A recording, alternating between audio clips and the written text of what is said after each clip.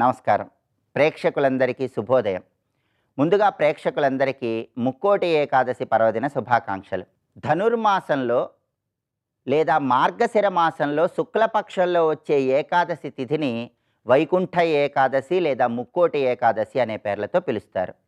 ఈ వైకుంఠ ఏకాదశి లేదా ముక్కోటి ఏకాదశి సందర్భంగా ప్రసిద్ధ వైష్ణవ క్షేత్రాలలో విష్ణుమూర్తిని ఉత్తర ద్వారం గుండా వెళ్ళి దర్శనం చేసుకోవాలని ప్రామాణిక గ్రంథాల్లో చెప్పడం జరిగింది. మరి వైకుంఠ ఏకాదశి ముక్కోటి ఏకాదశి రోజు విష్ణుమూర్తిని వైష్ణవ ఆలయాల్లో ఉత్తర ద్వారం గుండానే ఎందుకు దర్శనం చేసుకోవాలి? ఉత్తర ద్వార దర్శనంలో ఉన్నటువంటి అంతరార్థం ఏంటి అనే విషయాన్ని పురాణాలలో చెప్పడం జరిగింది. ఉత్తర ద్వార దర్శనం వెనుక ఉన్నటువంటి పురాణ కథను మనం పరిశీలించినట్లయితే, ఒకానొక సమయంలో శ్రీ మహావిష్ణువు యోగ నిద్రలో ఉన్నప్పుడు ఆయన గుబిలి నుంచి ఇద్దరు రాక్షసులు వచ్చారు. మధుకైటబులు అనేటటువంటి రాక్షసులు శ్రీ మహావిష్ణువు యోగ నిద్రలో ఉన్నప్పుడు ఆయన గుబిలి నుంచి ఆవిర్భవించారు. ఆ రాక్షసులు బ్రహ్మదేవుడి దగ్గరకు వెళ్ళి వేదాలను అపహరించి, ఆ విధంగా వేదాలను అపహరించడం ద్వారా దేవతలందరినీ తీవ్రమైన ఇబ్బందులకు గురి చేస్తున్న తరుణంలో దేవతలను రక్షించటానికి యోగ నిద్రలో ఉన్నటువంటి శ్రీ మహావిష్ణువు బ్రహ్మదేవుడి ప్రార్థన మేరకు యోగ నిద్ర నుంచి మేలుకుంటాడు. ఆ మధుకైటబులు అనేటటువంటి రాక్షసులతో యుద్ధం చేస్తాడు. అయితే ఎన్ని సంవత్సరాలు యుద్ధం చేసినా సరే ఆ మధుకైటబులు అనేటటువంటి రాక్షసులు కొత్త శక్తితో విష్ణుమూర్తితో యుద్ధం చేస్తున్నారు. అప్పుడు విష్ణుమూర్తి ఉపాయంతో ఆ రాక్షసులను సంహరించాలనే ఉద్దేశంతో, మీ బలపరాక్రమాలు అద్భుతంగా ఉన్నాయి, మీకు నేను వరం ఇవ్వాలనుకుంటున్నాను, మీకేం వరం కావాలో కోరుకోండి అని పలుకుతాడు. అప్పుడు మధుకైటబులు అనే ఆ రాక్షసులు గర్వంతో, శ్రీ మహావిష్ణువు నువ్వు మాకు వరం ఇవ్వటం కాదు, నేనే మీకు వరం ఇస్తాను, ఏం వరం కావాలో కోరుకోమని పలుకుతారు. వెంటనే విష్ణుమూర్తి ఆ మధుకైటబులతో, మీరిద్దరూ నా చేతిలో మరణించాలి, ఇదే నేను కోరుకునే వరం అని పలుకుతాడు. రాక్షసులైనప్పటికీ కొన్ని ధర్మాలు ఆచరిస్తారు కాబట్టి వాళ్ళిద్దరూ కూడా విష్ణుమూర్తి చేతిలో హతమైపోతారు. అయితే రాక్షసులైనప్పటికీ ధర్మాన్ని అనుసరించి ధర్మానికి కట్టుబడ్డారు కాబట్టి వాళ్ళకి విష్ణులోకం ప్రాప్తిస్తుంది. ఈ మధుకైటబులు అనేటటువంటి రాక్షసులు వైకుంఠానికి ఉత్తర ద్వారం గుండా ప్రవేశిస్తారు. అలా ప్రవేశించినప్పుడు వైకుంఠంలో ఉన్నటువంటి ఆ అత్యద్భుతమైనటువంటి విష్ణు శక్తిని చూడగానే, అక్కడ ఉన్నటువంటి దివ్యమైనటువంటి వస్తువులను చూడగానే వాళ్ళలో సత్వగుణం ప్రచోదనమవుతుంది. రాక్షసులకు సహజంగా ఉండేటటువంటి తమో గుణం తొలగించబడుతుంది. ఆ సత్వగుణంతో శ్రీ మహావిష్ణువుని వాళ్ళప్పుడు ఒక వరం కోరుకుంటారు. ఆ వరం ఏంటంటే, మేము వైకుంఠంలోకి ఉత్తర ద్వారం గుండా ప్రవేశించగానే మాలో ఉన్నటువంటి తమోగుణం తొలగిపోయి సత్వగుణం ప్రచోదనమైంది కాబట్టి, ఎవరైతే ఈ విధంగా ఉత్తర ద్వారం గుండా నిన్ను దర్శనం చేసుకుంటారో వాళ్ళందరికీ కూడా సత్వగుణం ప్రచోదనం అవ్వాలని, వాళ్ళకి విష్ణువు అనుగ్రహం లభించాలని మధుకైటబులు అనేటటువంటి రాక్షసులు విష్ణుమూర్తిని వరం అడుగుతారు. ఆ రాక్షసులకు వరం ఇచ్చిన కారణంగా ఆ రోజు వైకుంఠ ఏకాదశి, మార్గశిర శుక్ల ఏకాదశి కాబట్టి ఆ రోజు అందరూ కూడా ఉత్తర ద్వారం గుండా శ్రీ మహావిష్ణువుని దర్శనం చేసుకున్నట్లయితే తమో గుణం తొలగింపజేసుకొని సత్వగుణాన్ని పెంపొందింపజేసుకోవచ్చని పురాణాలలో ఈ కథను చెప్పడం జరిగింది. అందుకే ముక్కోటి దేవతలు ఈరోజు వైకుంఠంలో విష్ణుమూర్తిని ఉత్తర ద్వారం గుండా దర్శనం చేసుకుంటారు.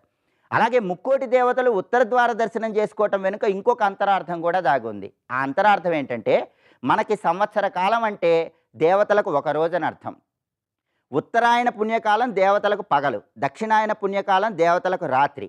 ఈ రెండు కాలాలకి మధ్యలో వచ్చేటటువంటి ధనుర్మాసం దేవతలకు బ్రాహ్మీ ముహూర్తం. అంటే దేవతలకు బ్రాహ్మీ ముహూర్తమైనటువంటి ధనుర్మాసంలో ఉత్తర ద్వారం గుండా వెళ్ళి విష్ణువుని దర్శించుకుంటున్నారంటే దేవతలందరూ కూడా వాళ్ళలో ఉన్న సత్వగుణాన్ని ఇంకా పెంపొందింపజేసుకుంటున్నారని దీనిలో ఉన్న అంతరార్థం. యోగశాస్త్ర రహస్యం తీసుకున్న మానవ శరీరంలో ముఖం అనేటటువంటిది తూర్పు దిక్కును తెలియజేస్తుంది.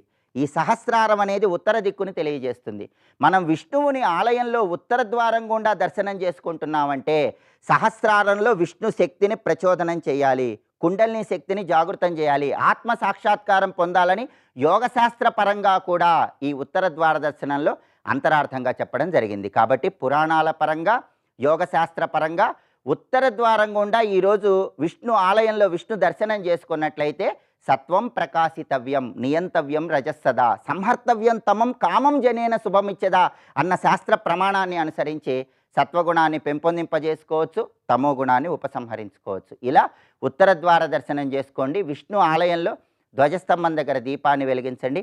ఏకాదశి వ్రతం చేయండి, ఉపవాసం ఉండండి. ఈరోజు ఉపవాసం ఉంటే సంవత్సరంలో వచ్చిన అన్ని ఏకాదశుల్లో ఉపవాసం ఉన్న విశేషమైన ప్రయోజనం కలుగుతుంది.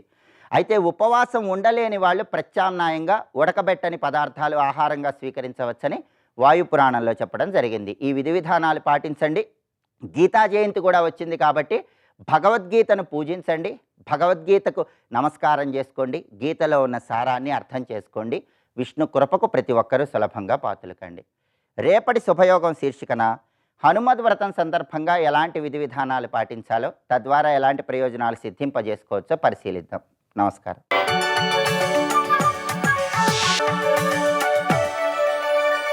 నందకిశోర నవనీత చోర నాద విహార శ్రీధర, నందకిశోర నవనీత చోర నాద విహార శ్రీధర. మంచి పనులు చెడ్డ పనులు అనేది గుణములతోనే కూడి ఉంది గనక మంచి చెడ్డ గుణం కాదు. ఈ మంచి చెడ్డ గుణములతో కూడిన పనులు చేసేవి గనక జన్మలు కూడా మంచి చెడ్డ వస్తాయి. అదే సత్ అసత్ అన్నాడు. సజ్జన్మలు అంటే దేవాది జన్మ అన్నాడు. దేవతల జన్మలు సజ్జన్మలు, సల్లక్షణాల వల్ల. అందుకే మనం మంచి గుణాలను కానీ పెట్టుకుని ప్రకృతిస్థుడైన జీవుడు దేవయోనుల్లో పుట్టవచ్చు. అనేక మంది దేవతలు ఉన్నారు, సిద్ధచారణ గంధర్వాదులు మొదలుకొని కర్మదేవతల వరకు. ఇందులో ఏదైనా దేవత కావచ్చు వాడు. అది అసజ్జన్మలు అంటే పశ్వాదయ అన్నాడు. ఇక్కడ పశువులు పక్షులు ఈ జన్మలన్నీ అసజ్జన్మలే. ఏముందండి అవే సుఖంగా ఉన్నాయి కదా అంటే ఆ సుఖం కాదండి. అది ఇక్కడ పశ్వాదయ అజ్ఞాన జన్మలు భయంకరం. అందుకే జ్ఞానం తెలుసుకోవడానికి అంతో ఇంతో అవకాశం ఉంది గనకనే భూమి మీద మానవ జన్మని మెచ్చుకున్నారు. ఇప్పుడు మనకు తెలిసిపోయింది అటు దేవతలం కాం, దేవపుట్టుకు కాదు, పశ్వాదులం కాం. మరి మన గురించి చెప్పలేదే అంటే భగవత్పాలు అంటారు, సజ్జన్మలు దేవతలు అసజ్జన్మలు పశువులు రెండూ కలిస్తే మనుషులు అన్నాడు. ఒకటే మటుకు రెండు కలిసిపోయే మనలో అటు ఇటు కలిసే ఉన్నాం. అందుకే మిశ్రలోకం. సౌభ్యాయ చ ప్రతిసర్యాయ చ అంటే శోభము అంటే సా ఉభ శోభ అన్నారు ఇక్కడ. అంటే ఉభయాత్మకు పుణ్యపాప మిశ్రలోకమేనండి భూమి అంతా. అందుకే మీకు కేవలం చెడు కనబడదు, కేవలం మంచి కనబడదు, రెండు కలిసి కనబడతాయి. ఈ రెండు కలిసి ఉన్నాయి కనుక నువ్వేది పట్టుకుంటే దాంతో బాగుపడవచ్చు. ఇక్కడ అదొక అవకాశం. అందుకే ఇంత చక్కగా చెప్తూ ఇప్పటి వరకు స్పష్టంగా చెప్పేశాడు కదా. ప్రకృతిస్థుడైన జీవుడు గుణసాంగత్యం చేత జన్మలు అనుభవిస్తూ ఉంటాడు. అసలు జీవుడు అసలు లక్షణం ఏమిటి? ప్రకృతిస్థుడుగా ఉంటే గుణసాంగత్యం జన్మ. కానీ జీవుడు అసలు స్వరూపం ఏంటి నేను చెప్తున్నాను విన్నాడు. గుణసంగుడై ప్రకృతితో కలిసిపోయిన జీవుడు వాడు అసలు స్వరూపం చైతన్యం అని అనుకుంటే, ఎందుకంటే జీవుడు చైతన్యము, శరీరం జడం. కానీ జీవుడు చైతన్యము అంతఃకరణం అనే జడ పదార్థంతో కలిసిపోయి నువ్వు చూస్తున్నావు. ఇప్పుడు చైతన్యముగా దాన్ని చూస్తే వాడు ఎటువంటి వాడో తెలుసా? వాడు ఎక్కడో లేడు, ఇక్కడే ఉన్నాడు. మళ్ళీ అది కానీ గ్రహించితే ఇక్కడ ఉంటూ వాడు ఎలా ఉంటాడో చూడు ఎంత అద్భుతంగా. ఇది గమనిస్తే జీవుడిని వేరే లేదు, పరమేశ్వర చైతన్యం మనలో ఏం పని చేస్తుందో చెప్తున్నాడు చూడండి. ఉపద్రష్ట అనుమంతాచ భర్త భోక్త మహేశ్వర పరమాత్మేతి చోప్యుక్తో దేహేస్మిన్ పురుష పరః. ఈ చివరి వాక్యం అండి. మొత్తం అధ్యాయంలో మాటిమాటిగా మంత్రంలా జపం చేయాల్సిన గొప్ప వాక్యం దేహేస్మిన్ పురుష పరః. అందుకే తత్వవేత్తలు అంటారు మొత్తం అధ్యాయంలో ఒక మణిమకుటంలాగా కలశంలాగా ఉండే శ్లోకం 22వ శ్లోకం. ఇక్కడ ఇది నీ అసలు స్వరూపాన్ని చెప్తోంది. అందుకే ఇది దేహేస్మిన్ అంటే అస్మిన్ దేహే, ఈ దేహమునందే పరః అక్కడ ఉన్నదండి. ఈ దేహమునందే, ఈ దేహం కంటే గొప్పగా ఉన్నావు నువ్వు. దేహంలోనే దేహం కంటే గొప్పగా ఉన్నావు. పరహ అంటే ఉత్కృష్టం, విలక్షణం, వ్యతిరిక్తం, ఇన్ని అర్థములు ఉన్నాయి. పరహ అంటే వాడు పైవాడు అంటాం, లోకంలో వాడు పరుడండి అంటుంటాం. పరులు, పరపురుషులు, పరస్త్రీలు అంటే పరులని కదా అర్థం. కానీ వీడు పరుడు అంటే ఇతరము అని అర్థం. ఇక్కడ ఇతరుడు దేనికంటే ఇతరుడు? ప్రకృతి కంటే ఇతరుడు. జీవుడు ప్రకృతితో తాదాత్మ్యం చెందిపోయాడు. ఇప్పుడు వీడు ప్రకృతి కంటే ఇతరుడు.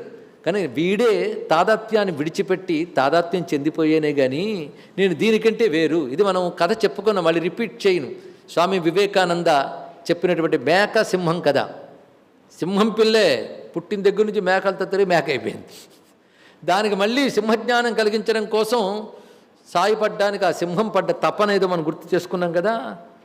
అంటే తన స్థితి తనకు తెలిస్తే ప్రకృతిస్థుడు స్వస్థుడైపోతాడు. ఇక్కడ అది తెలుసుకున్నావంటే ఈ దేహంలో ఉంటున్నావు కానీ నిజానికి దేహం చేత బంధితుడు కాలేదు నువ్వు. నీ తాదాత్మ్యం వల్లనే రకరకాల దేహాల్లో తిరుగుతున్నావు. ఆ తాదాత్మ్యం విడిచిపెట్టు, దేహ తాదాత్మ్యం విడిచి పరమాత్మ తాదాత్మ్యం చెందు. తాదాత్మ్యం అంతే, ఇడిదడు తిప్పు అని వివరిస్తున్నాడు. అప్పుడు అసలు నీ స్వరూపం ఇది నాయన, ఉపద్రష్ట. నువ్వు ఉపద్రష్టవు. ఉపద్రష్ట అంటే అర్థం ఏమిటి? ఇది ఒక టెక్నికల్ టర్మ్ అండి. ఉపద్రష్ట అంటే సాధారణంగా చెప్పాలంటే దగ్గరుండి అన్ని చూసేవాడిని ఉపద్రష్ట. సమీపవర్తి ఉంటూ అన్ని పరిశీలించేవాడు. పరిశీలించినట్టు ఊరికనే చూస్తూ ఉన్నవాడు కాదు, ప్రతిదాని మంచి ఏమిటో చెడు ఏమిటో గమనించుకుంటూ సమగ్ర జ్ఞానంతో సమీపంలో వర్తించేవాడెవడో వాడు ఉపద్రష్ట.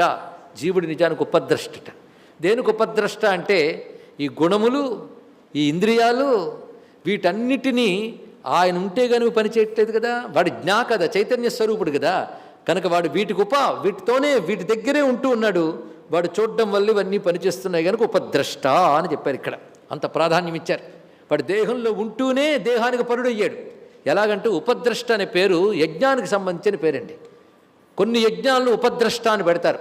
సాధారణంగా శ్రౌతయాగాల్లో 15 మంది ఋత్విజులు ఉంటారు, యజమాని పత్ని ఉంటారు. ఎంతమంది అయ్యారు? 17.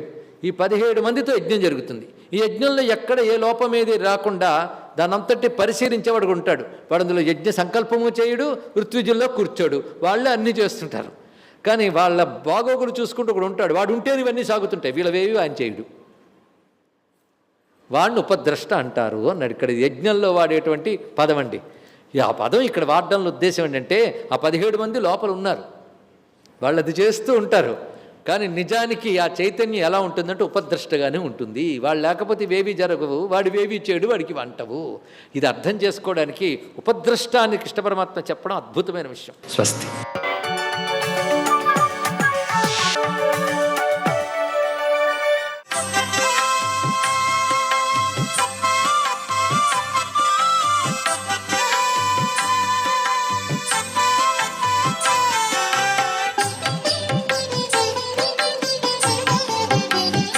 ఓం నమో నారాయణాయ.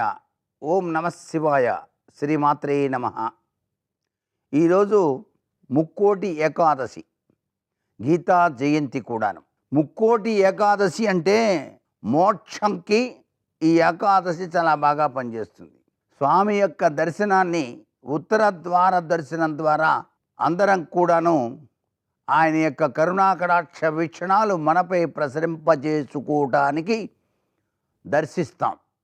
ఈ రోజున ఎవరైతే ఉపవాసం ఉండి విష్ణు సహస్రనామ స్తోత్ర పఠనం చేస్తారో, అలాగే విష్ణుదేవుని కీర్తనలు పఠిస్తూ ఉంటారో, విష్ణుదేవుని యొక్క సంబంధితమైనటువంటి అన్ని పనులు కూడాను ఎవరైతే ఆచరిస్తారో వారికి అంతర్యామి తన దివ్యవంతమైన అనుగ్రహ కరుణాకటాక్ష వీక్షణాలని ప్రసరింపజేస్తాడు.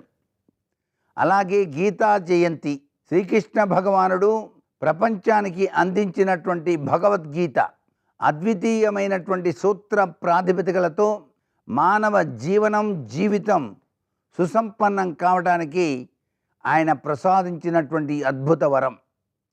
కామక్రోధాద్భవతి సమ్మోహ స్మృతి విభ్రమ, స్మృతిభ్రంశాత్ బుద్ధినాశాత్ ప్రణశ్యతి అన్నాడు.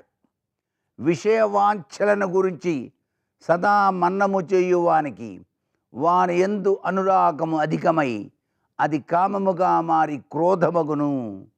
క్రోధము వలన మనిషి బుద్ధిని కోల్పోతాడు అని వివరించాడు. అంటే దానిలో దాగిన పరమార్థ లక్షణాన్ని ప్రతి వాళ్ళు అర్థం చేసుకోవాలి.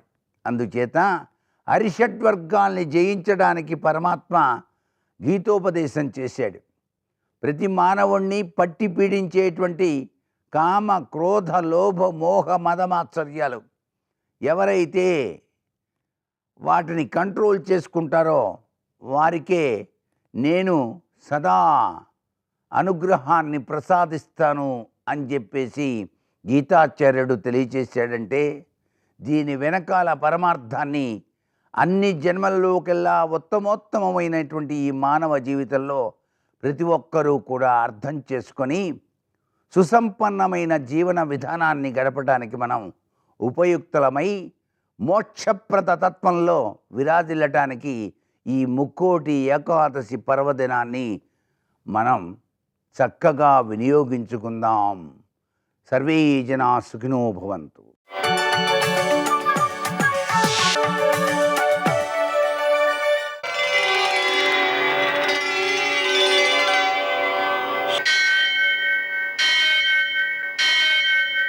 सहस्रशीर्षं देवं विश्वाक्षं विश्वशम्भुवं विश्वं नारायणं देवमक्षरं परमं पदं विश्वतः परमां नित्यं विश्वं नारायणगुं हरिं विश्वमेवेदं पुरुषस्तद्विश्वमुपजीवति पतिं विश्वस्यात्मेश्वरं शाश्वतं शिवमच्युतं नारायणं महाज्ञेयं विश्वात्मानं परायणम्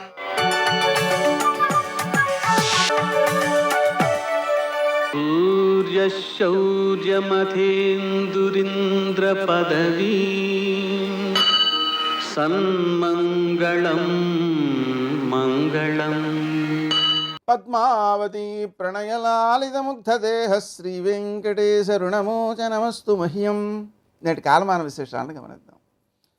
స్వస్తి శ్రీ చాంద్రమాన శోభకృన్నామ సంవత్సరం, ఉత్తరాయణం, కొన్ని పంచాంగాల్లో దక్షిణాయనం, హేమంత ఋతువు, మార్గశిర మాసం, శుక్లపక్షం, శనివారం. సూర్యోదయం 6:46 సూర్యాస్తమయం 5:43.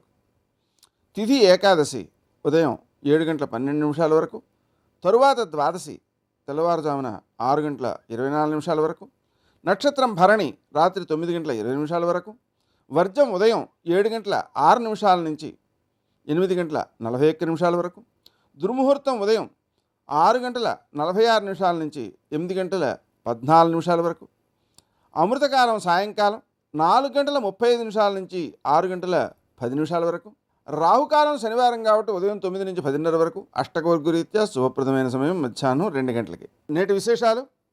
అవమాదినం అంటే ఒక రోజు 3 తిథులు సంపర్కం కలిగినదైతే, అంటే సూర్యోదయానికి ఇవాళ ఏకాదశి ఉంది, రేపు సూర్యోదయానికి త్రయోదశి ఉంది, మధ్యలో ద్వాదశి అయిపోయింది కాబట్టి అవమాదినం.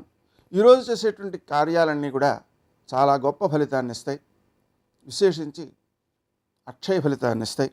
ఈరోజు విశేషం వైకుంఠ ఏకాదశి కాబట్టి వైష్ణవాలయాలన్నింటిలోనూ కూడా ఉత్తర ద్వార దర్శనం, ఇది మోక్షానికి సంకేతం, చేస్తూ ఉంటాం. అలాగనే ఈరోజు గీతా జయంతి కాబట్టి మనం గీతాధ్యయనం, దాని రహస్యాలు తెలుసుకోవడం, ఆచరణలో పెట్టడం చాలా మంచిది. మత్స్య ద్వాదశి కాబట్టి మత్స్యావతారాన్ని పూజించాలి, వాసుదేవ ద్వాదశి కాబట్టి వాసుదేవుణ్ణి పూజించాలి, రుక్మాంగద ద్వాదశి కాబట్టి ఆ గాథ స్మరించుకోవాలి. అలాగే ప్రదోషం ఉంది కాబట్టి సాయంకాలం సూర్యాస్తమయం తర్వాత 1:12 సమయంలో శంకరుణ్ణి పూజ చేసుకోవాలి. ఇంకా విశేషించి ఈరోజు అఖండ ద్వాదశి అంటారు. అఖండ ద్వాదశి అంటే ఖండము కావట్లేదు, అంటే ఈరోజు కొంత ద్వాదశి ఉండి రేపు కొంత ద్వాదశి ఉంటే ఇది ఖండ ద్వాదశి. ఈరోజు సూర్యోదయం తర్వాత ప్రారంభమై రేపు సూర్యోదయానికి ముందే అయిపోయింది కాబట్టి ఖండము కాలేదు. ఇలాంటి అఖండ ద్వాదశి నాడు మనం నిరంతరం తులసి దళాలతో ఆ విష్ణుమూర్తిని పూజించుకోగలిగితే 24 గంటలు సూర్యోదయం నుంచి మళ్ళీ సూర్యోదయం దాకా అఖండమైనటువంటి అనుగ్రహం కలుగుతుంది, చాలా ఉత్తమ స్థితిని చేరుకోవడం జరుగుతుంది. ఆధ్యాత్మిక యాత్రలో ఒక పెద్ద మెట్టు ఎక్కినట్టు అవుతుంది ఆ స్వామి యొక్క అనుగ్రహంతో. అందువలన ఏకాహ దీక్షతో సూర్యోదయం నుంచి మరి వచ్చే సూర్యోదయం వరకు కూడా నిరంతర పూజ అనేటువంటిది చాలా మంచిది. అయితే ఈరోజు కొయ్యకూడదు తులసి దళాలు, ద్వాదశి కదా, అందుకని నిన్న కోసిన దళాలు ఇవాళ పూజ చేసుకోవచ్చు. ధనుర్మాసంలో 7వ శుభదివసాన గోదాదేవి ఆ భగవంతుని యొక్క కథారసం అనేటువంటి అమృతాన్ని సేవించాలి. అది తెలియక నువ్వు నిద్రపోతున్నావు, ఇంకాను లే. అన్నీ కూడా కీచుకీచుమని ధ్వనులు చేస్తున్నాయి. తెల్లవారింది కదా, తమతో మాట్లాడుకుంటున్నట్టుగా ఆ భరద్వాజ పక్షుల కిలకిలారావాలు నీకు వినిపించట్లేదా? బ్రహ్మవేత్తలు తమ అనుభవాలని కూడా ఇతరులతో పంచుకుంటున్నట్టుగా ఉంది ఆ సంభాషణ. బృందావనంలో ఆ స్త్రీలందరూ కూడా గోపికామణులు తమ ధర్మాన్ని విడిచిపెట్టకుండా భర్తల పిల్లల పనులు చేసుకుంటూ కుటుంబ విధులను నిర్వర్తించుకుంటూ కాసుల పేరు వంటి బంగారపు ఆభరణాలని అందంగా అలంకరించుకుని జడలో పువ్వులు పెట్టుకుని కవ్వం చిలుకుతూ ఉన్నారు. ఆ ధ్వని కూడా నీకు వినిపించలేదా? భగవంతుని యొక్క స్వరూప గుణ విభూతులను అర్థవంతంగా తెలుసుకుని మన మనస్సు నిండేటట్లుగా ఆయన రూపాన్ని ఉంచుకోవడమే పెరుగు. ఆ విధంగా తెలుసుకున్న పెరుగును భగవంతునికి సంబంధించిన జ్ఞానము అనే కవ్వంతో భగవంతునికి ఇది చాలా ఇష్టము అనే తాడును కట్టి చిలకడం వల్ల మనం ఏ పని చేసినా ఆ భగవంతునికే చెందుతుంది అనేటువంటి ఆలోచన మనస్సు కలుగుతుంది. అదే వెన్న, అదే అమృతత్వం. నువ్వు ఇటువంటి భగవంతుని యొక్క అనుభవాన్ని ఇంతకుముందు కలిగి ఉండలేదు. కలిగే ఉంటే ఆ అనుభవం ఇప్పుడు మాకు తెలుపు. మాకు నువ్వు నాయకురాలివి. ఆ కృష్ణుడిని చేరడానికి సహాయం అందించు. మనం ఏ రూపంలో ఆ భగవంతుడిని తలుస్తామో ఆ రూపంలోనే ఆ భగవంతుడు కనిపిస్తాడు. కాబట్టి మేము గుర్రం రూపంలో వచ్చిన కేసి అనే రాక్షసుడిని చంపిన కేశవుణ్ణి కీర్తిస్తున్నాం. నీ మనస్సులో ఆ భగవంతుని రూపం మెదులుతోందని, నీ తలుపు సందులు నుంచి నీ ముఖంలోని ఆనందము తేజస్సు చూస్తే మాకు అర్థమవుతుంది. ఓ తేజస్శాలని తలుపులు తెరు, మీ తేజస్సును మేము కూడా చూసి ఆనందిస్తాం అని మరో గోపికను మేల్కొల్పుతోంది నేటి ఆణిముత్యాలు.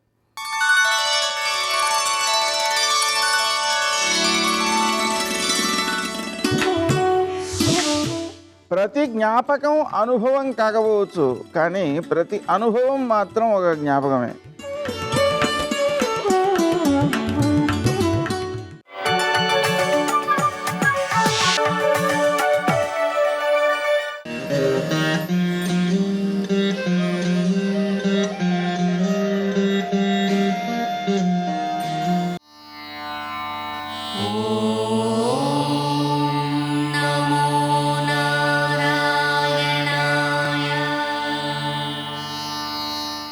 దక్షిణ భారతదేశంలోని శ్రీ వైష్ణవ దేవాలయాలలో అగ్రస్థానం వహించిన దివ్యక్షేత్రం శ్రీరంగం. తమిళనాడులో తిరుచ్చికి 7 కిలోమీటర్ల దూరంలో శ్రీరంగ దీపానికి ఎగువన కావేరీ నది 2 పాయలుగా చీలి మరల ద్వీపానికి దిగువన ఒకటిగా ప్రవహిస్తోంది. ఈ 2 జలపాయలకు కావేరి, కొల్లడం అనేవి పేర్లు. శ్రీరంగంలో ప్రవహించే కావేరీ నదీ తీరం పిండ ప్రదానాలకు, పితృదేవతల తర్పణలకు పెట్టింది పేరుగా నిలుస్తోంది. కావేరీ నది ఒడ్డున ఆయా క్రతువులు నిర్వహించడం వల్ల పితృదేవతలకు పుణ్యలోకాలు ప్రాప్తిస్తాయంటారు. శ్రీరంగంలోని శ్రీరంగనాథస్వామి ఆలయం సప్త ప్రాకారయుక్తంగా, అందంగా, ఆహ్లాదకరంగా దర్శనమిస్తుంది. ఆలయాలలో శ్రీరంగ ఆలయానికి ఉన్న విశిష్టత అసామాన్యమైనది. వీటిల్లో మొదటగా భక్తుల నేత్రాలకు గంభీరంగా, సర్వోన్నతంగా కనిపించేది మహాగోపురం. దీనిని ఒకప్పుడు బోడి గోపురం అని పిలిచేవారు. మొదటి గోపురం కింద భాగంలో భక్తులకు ఆంజనేయ స్వామి, గరుత్మంతుల ఆలయం దర్శనమిస్తుంది. అతి పురాతనమైన దివ్యాలయమిది. ఆ స్వాములిద్దరూ రంగనాథస్వామికి సేవకులు కనుక మొదటి గోపురం ప్రాంగణంలోనే ఆ భక్త శిఖామణుల దర్శన భాగ్యం కలుగుతుంది. నిత్యం రంగనాథ నామస్మరణంతో మారుమ్రోగే గర్భాలయంలోని శ్రీరంగనాథుణ్ణి భక్తులు దర్శించుకుని కైమోడ్పులర్పిస్తారు.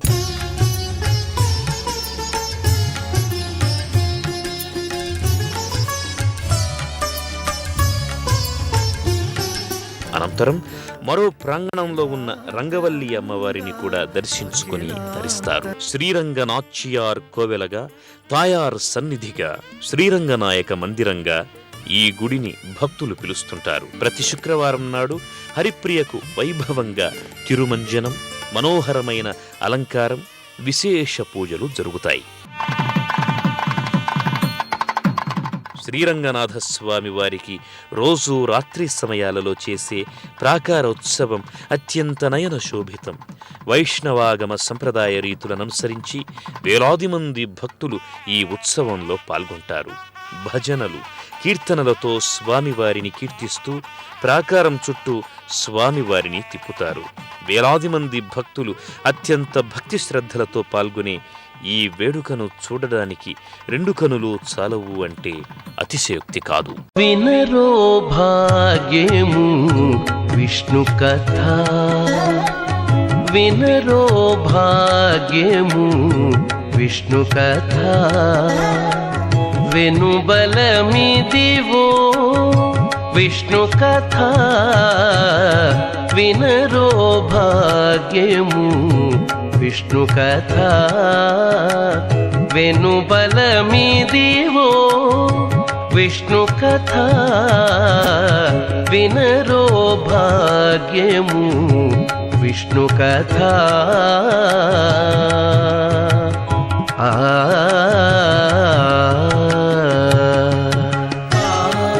గమ పసని పమగ సగస పమగ సరి కని సగమప. ఆది నుండి సంధ్యాది విధులలో వేదం వైనది విష్ణు కథ.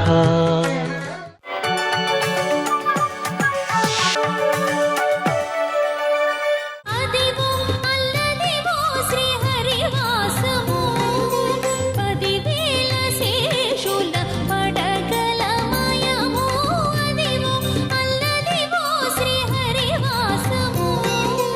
ఆయన వక్షస్థలం మీద తంతే లక్ష్మి పక్కకి తొలగిపోతే ఎంత ఓర్పు పట్టాడంటే ఈ యుగంలో ఉద్ధరించడానికి ఓర్పు పట్టడం కన్నా మార్గం లేదు. ప్రాయం వచ్చినటువంటి కొడుకు తప్పు చెయ్యడు అన్న ధైర్యంతో తండ్రి హాయిగా కూర్చుంటాడు. అదే ఏమీ తెలిసి తెలియనటువంటి వయసులో ఉన్న ఓ 2 మనవలు ఇంట్లో తిరుగుతున్నారనుకోండి, వచ్చిరాని అడుగులు వేస్తూ నడుస్తూ కనపడ్డవన్నీ ముట్టుకొని కనపడ్డ ప్రతి వస్తువు నొక్కడం అలవాటు చేసుకున్నారనుకోండి, వాడు ఎందులో వేలెడతాడో, ఏ తీగ లాగుతాడో, ఏ వస్తువు పాడవుతుందో వాడిని కొట్టగలవా? తాత ఓర్పు నేర్చుకోవాలి. అవేవి వాడికి అందకుండా జాగ్రత్తగా పేటికలు కట్టించుకుని దోచుకోవాలి. ఇప్పుడు ఓర్పు ఎవరికి కావాలి? తాతకు కావాలి. ఎందుకని మనవల్ని రావద్దు అనగలవా? అనలేవు. మనవలు వస్తారు, వచ్చాక వాడికి ఏం తెలియదు, వాడు పాడు చేస్తాడు, వాడు అజ్ఞానం. ఓర్పు ఎవరికి ఉండాలి? తాతకు ఉండాలి. ఓర్పు ఎవరికి ఉండాలి? తండ్రికి ఉండాలి. అలాగే భగవంతుడు ఓర్పు పట్టాడు. కారణం యుగలక్షణం అటువంటిది. అందుకే భృగువు తంతే ఆయన కాలు శ్రీమన్నారాయణుడు పట్టుకున్నాడు. పట్టుకుని ఒక మాట అన్నాడు, వజ్రాధృతరం విద్ధి. అయ్యయ్యో, అలా తన్ని సరే, ఈ శరీరం ఏం మృదువుగా ఉండదు స్వామి, ఇది అనేకమైనటువంటి దేవదానవ యుద్ధములలో పాల్గొన్నటువంటి శరీరం. కాబట్టి వజ్రాధృతరం విద్ధి మచ్చరీరం ద్విజోత్తమ, ఓ బ్రాహ్మణోత్తమ, నా శరీరం వజ్రంలా చాలా కఠినంగా ఉంటుంది, బాణపు దెబ్బలు ఓర్చుకోవడానికి. రాక్షసులు ఎన్నో అస్త్రములను ప్రయోగిస్తారు, శస్త్రములను ప్రయోగిస్తారు. ధర్మ సంరక్షణార్థం వాళ్లతో యుద్ధం చేస్తూ ఉంటాను. అవి తట్టుకుని ఒళ్ళు కాయలు కాసిపోయింది, వజ్రంలా ఉంటుంది నా శరీరం. దాన్ని తన్ని ఎంత సొక్కిపోయిందో. కిమర్థం తాడితం, అంత కష్టపడి ఎందుకు తన్నారు? అందున కోమలేన తలాంఘ్రితం, అత్యంత కోమలంగా ఉండేటటువంటి మీ యొక్క పాదంతో ఇంత కఠినంగా ఉండేటటువంటి వజ్ర సమానమైన నా శరీరాన్ని తన్ని మీ పాదం ఎంత సొక్కిపోయిందో అని భృగు యొక్క పాదములు పట్టి ఒత్తి నిప్పెడితే చన్నీళ్లతో కడగంగా వెచ్చటి నీళ్లు తెప్పించి భృగువు పాదములు కడిగి తన శిరస్సు మీద చల్లుకొని వైకుంఠంలో ఉన్న వాళ్ళందరి శిరస్సు మీద చల్లి అహంకార కారణమైన అరికాలి కన్ను నొక్కేసి ఆయనకి ఊరట కల్పించి పంపించాడు. అంటే ఎంత ఓర్పు లేకపోతే కలియుగంలో భగవంతుడు కూడా ఉద్ధరించడానికి వచ్చి నిలబడగలడు. విసిగెత్తిపోయాడు అనుకోండి, ఆయన కూడా ఉద్ధరించడానికి ఎవరుంటారు ఇక్కడ? అంత ఓర్పుతో ఉండవలసినటువంటి అవతారం. ఎంత ఓర్పు లేకపోతే ఆ పద్మపీఠం మీద ఒక్కనాడు కాలు కదిపాడండి. ఒక్కనాడు ఎన్నాళ్ళు నించోని రాయిలాగా ఓ కుర్చీ వేయండి అని కూర్చున్నాడా? పడుకున్నాడా? నాకు ఇంతే సమయమా, ఎన్ని వేల మందిలా వస్తూ ఉంటారా, ఎంతమందిని నేను చూడను రా అన్నాడా? అలా చూస్తూనే ఉంటాడు, అనుగ్రహిస్తూనే ఉంటాడు. ఎక్కడో ఉండి మొరలు పెట్టుకున్నా ఆపద మొక్కల వాడి కాపాడుతూనే ఉంటాడు, క్షమిస్తూనే ఉంటాడు. సర్వం శ్రీ ఉమామహేశ్వర పరబ్రహ్మార్పణమస్తు. స్వస్తి.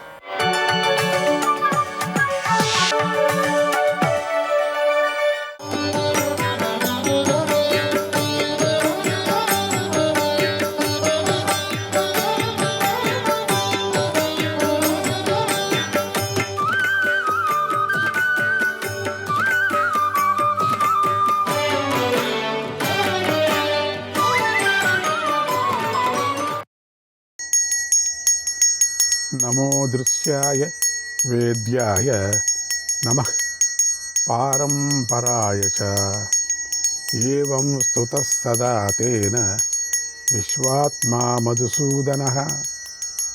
శ్రీ మహాగణపతయే నమః. శ్రీకృష్ణాయ పరమాత్మనే నమః. వేదవ్యాసాయ నమః. 97వ అధ్యాయం. సంజయుడు ధృతరాష్ట్రుకి ఇలా చెప్పాడు: ఓ మహారాజా, తర్వాత దుర్యోధనుడు, శకుని, దుశ్శాసనుడు, కర్ణుడు ఒకచోట కలుసుకున్నారు.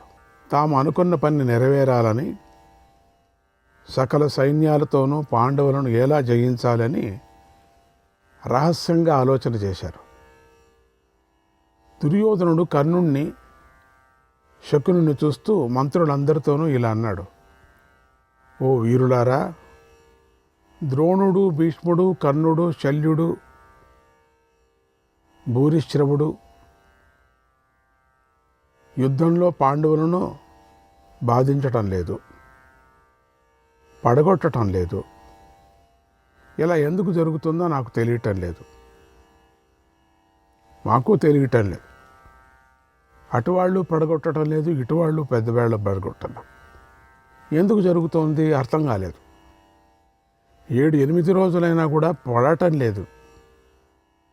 ఓ కర్ణ, వాళ్ళు మాత్రం మన సైన్యాన్ని అధికంగా పడగొట్టేస్తున్నారు. పోనీ అట్లా చూస్తే పాండవులు, ఆ సైన్యం మన సైన్యాన్ని అధికంగా పోతున్నాయి. ఏంటి సమసమంగా అవుతుందేమో ఇంకొతనం తెలీదు. మనది ఇంత అక్షోహిణులు ఉన్నా, వాళ్ళు చిన్నగా ఉన్నప్పటికి కూడా మనమంతా పడిపోతున్నాం. కాబట్టి యుద్ధంలో నా శస్త్రాలు, సేనలు క్షీణించిపోయాయి.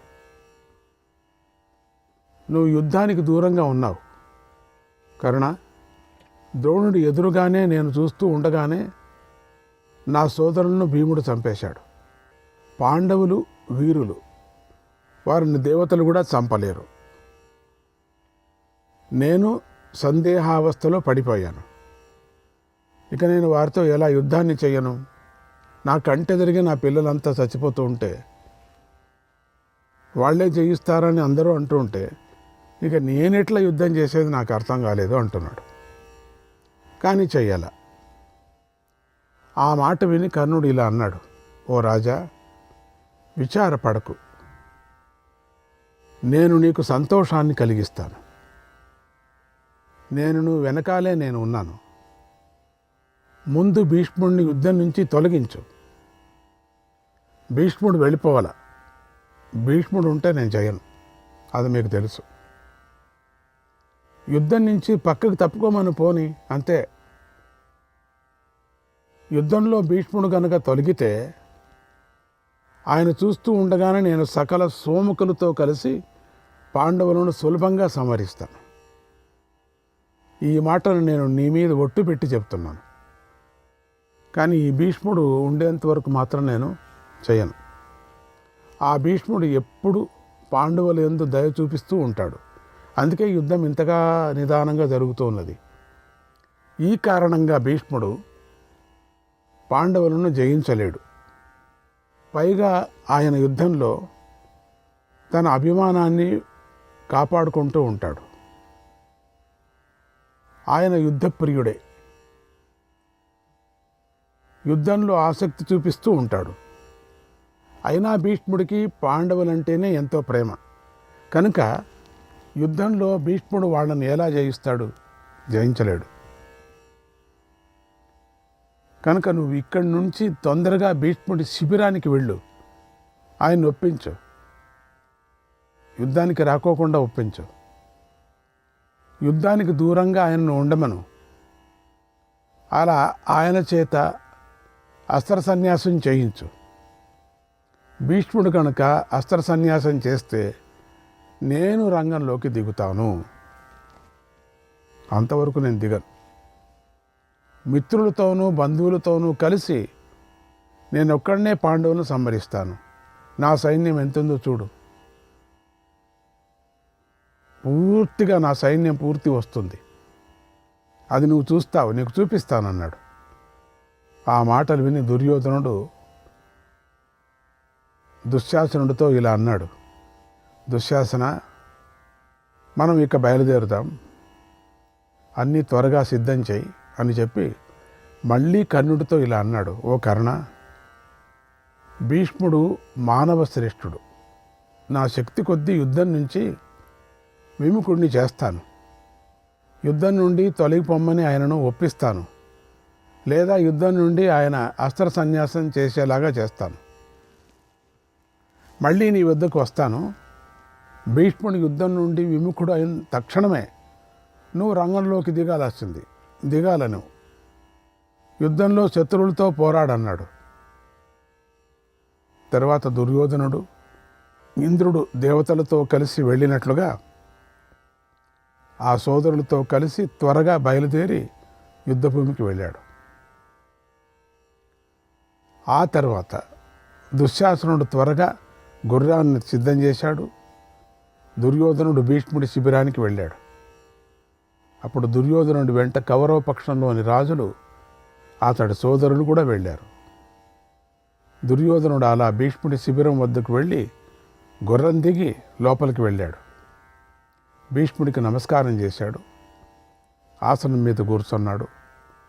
అది ఉత్తమమైన బంగారు ఆసనం. దాని పేరు సర్వతోభద్రం. తర్వాత దుర్యోధనుడి కంఠం బొంగురుపోయింది. కన్నీళ్లతో భీష్ముడితో ఇలా అన్నాడు, ఓ శత్రునాశక, మేమందరము నిన్ను ఆశ్రయించాం, నీ మీద నమ్మకం పెట్టుకున్నాం. యుద్ధభూమిలో ఇంద్రుడితో కలిసిన దేవదానవులను కూడా మేము జయించగలం అనేటువంటి ఉత్సాహంతో మేమంతా ఉన్నాం, నువ్వు ఉన్నావని. ఇక మిత్రులతోనూ బంధువులతోనూ కలిసి ఉన్న పాండవులను జయించడం మాకెంత పని, సులభంగా గెలుస్తాం. కనుక దయచేసి నా మీద కరుణ చూపించు. ఇంద్రుడు దానవులను జయించినట్లుగా నువ్వు పాండవులను జయించు. మహారాజా, నేను సోముకులతో కేకేయులతో కలిసి పాంచాలులను కురూషులను సంహరిస్తాను అని నాకు నువ్వు మాట ఇచ్చావు. ఆ మాటను నిజం చేయి. యుద్ధంలో ఎదురు వచ్చిన పాండవులను సోముకులను వధించు. నీ మాట నిలబెట్టుకో. ఓ పితామహ, పాండవుల మీద గల దయ వల్ల, నా దురాదృష్టం వల్ల, నా మీద ఉన్న ద్వేషం వల్ల నువ్వు పాండవులను చంపటం లేదు అని తెలుస్తుంది. మంచి మంచి సమయంలో భీముడిని వదిలేశావు, అర్జునుడిని వదిలేశావు, మేము చూస్తూనే ఉన్నాం. అందరినీ వదిలేస్తున్నావు. వారినే రక్షిస్తున్నట్టుంది చూస్తే. అది కనుక నిజమైతే కర్ణుడికి అనుమతి ఇవ్వు పోని, అతడు యుద్ధరంగంలో విజృంభిస్తాడు.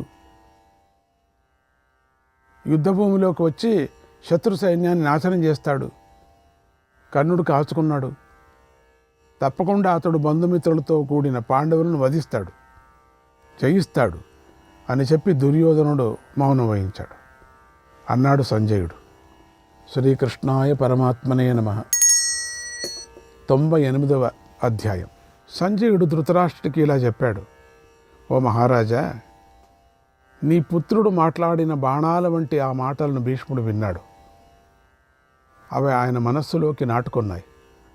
ఆయన ఎంతో దుఃఖించాడు. ఆయన ఒక పరుషమైన మాటను కూడా అతడితో మాట్లాడలేదు.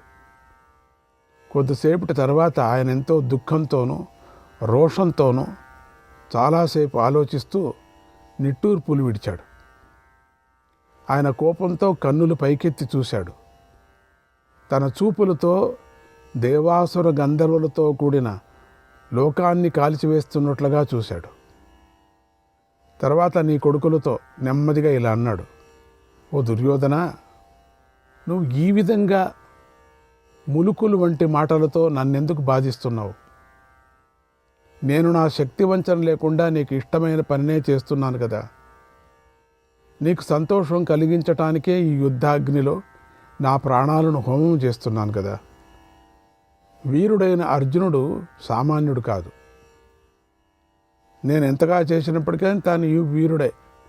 అతడు పూర్వం యుద్ధంలో ఇంద్రుణ్ణి ఓడించి ఖాండవ వనంలో అగ్నిదేవుణ్ణి సంతోషపెట్టాడు. కనుక అతడిని జయించడం కష్టం అనటానికి ఇదొక నిదర్శనం. ఆనాడు గంధర్వులు పరాక్రమంతో విజృంభించి నిన్ను బంధించి తీసుకొని పోతూ ఉంటే అర్జునుడే నిన్ను విడిపించాడు. అది అతడి పరాక్రమానికి నిదర్శనం.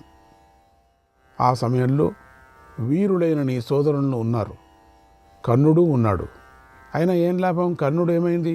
ఆ సందర్భంలో వారు యుద్ధరంగం నుండి పారిపోయారు కదా. కర్ణుడు వెళ్ళి ఎక్కడ కూర్చున్నాడో నీకు తెలుసు కదా. అది కూడా అర్జునుడి శౌర్యానికి గొప్ప నిదర్శనం కదా.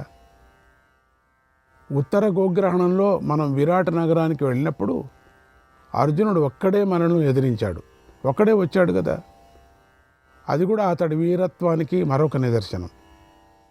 ఆ సమయంలో కర్ణుడు ఏమయ్యాడు? అర్జునుడు కోపించి ద్రోణాచార్యుణ్ణి నన్ను యుద్ధంలో ఓడించాడు. నన్ను ఓడించాడు కదా. అందరి వస్త్రాలను అపహరించాడు, ఎవరికి వస్త్రాలు లేకుండా చేశాడు. అతడి బలానికి అదే మంచి ఉదాహరణ కదా. ఆ అశ్వత్థామ విలువిద్యలో గొప్పవాడు. అలాగే గురుపాచార్యుడు కూడా. వారినే అర్జునుడు ఉత్తర గోగ్రహణంలో జయించాడు. పూర్వం జరిగిన ఆ సంఘటనను ఒక్కసారి గుర్తు చేసుకో. అది కూడా అతడి పరాక్రమానికి మంచి ఉదాహరణ కదా. ఎల్లప్పుడూ నేనే వీరుణ్ణి అనే అహంకరించే కర్ణుణ్ణి జయించాడు. ఆ సందర్భంలో అతడి వస్త్రాన్ని కూడా అపహరించాడు. ఎన్ని మాటలు చేశాడు? మళ్ళీ మళ్ళీ కట్టుకొని వచ్చాడు, మళ్ళీ అట్లే చేశాడు, ఇంకేం కాలేదు. ఇలా అపహరించిన వస్త్రాలను విరాట్ రాజు కూతురైన ఉత్తరకు బహుమతిగా ఇచ్చాడు. అది తెలుసా నీకు? దీన్ని బట్టి చూడు అతడెంత వీరుడే నీకే తెలుస్తుంది. ఇంద్రుడు కూడా యుద్ధంలో జయించలేని నివాత కవచలు అనేటువంటి రాక్షసులను జయించాడు. ఈ ఘటన కూడా అతడి బలానికి మంచి ఉదాహరణ. కోహి శక్తో రణే జేతుం పాండవం రభసం తదా యస్య గోప్త జగద్గోప్త శంఖచక్ర గదాధర. జగద్రక్షకుడు శంఖచక్ర గదాధారుడు, అనంత శక్తిమంతుడు, సృష్టి సంహారకారుడు, సర్వేశ్వరుడు, దేవదేవుడు, సనాతన పరమాత్మ అయిన శ్రీకృష్ణుడు రక్షకుడిగా ఉన్న అర్జునుడిని జయించటానికి లోకంలో సమర్థుడైన వాడు ఎవడూ లేడు. నువ్వు భ్రమపడుతున్నావు కర్ణుడు జయిస్తాడని. ఓ దుర్యోధన, పూర్వం నారదుడు మొదలైన మహర్షులు నీకు మంచి చెప్పారు. అయినా అజ్ఞానం వల్ల నువ్వు ఆ మంచిని వినిపించుకోలేదు. ఏది మాట్లాడాలో ఏది మాట్లాడకూడదో కూడా తెలుసుకోలేకపోయావు.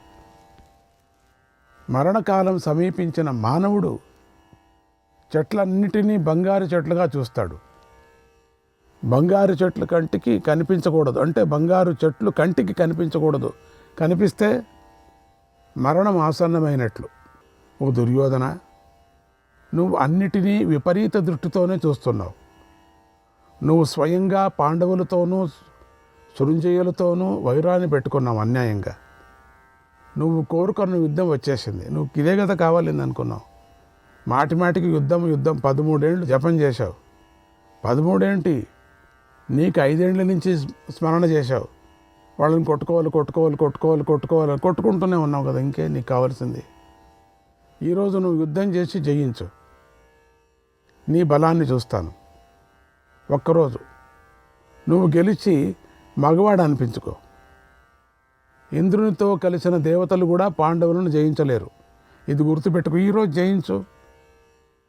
ప్రతినిత్యం ఎవరో ఒకరు జయిస్తున్నారు కదా అటు ఇటు. మత సైన్యం కాదు, చిన్న చిన్నవి. ఈరోజు ఒక్కరోజు నువ్వు జయించు, నువ్వు చూస్తాం, చూపించు అని మాటలు సవాలు వేస్తున్నాడు. నేనైతే ఒక్క సెకండ్ని తప్ప నన్ను ఎదిరించిన సోమకులను, పాంచాలులను అందరినీ సంహరిస్తాను. శ్రీకృష్ణాయ పరమాత్మనే నమః.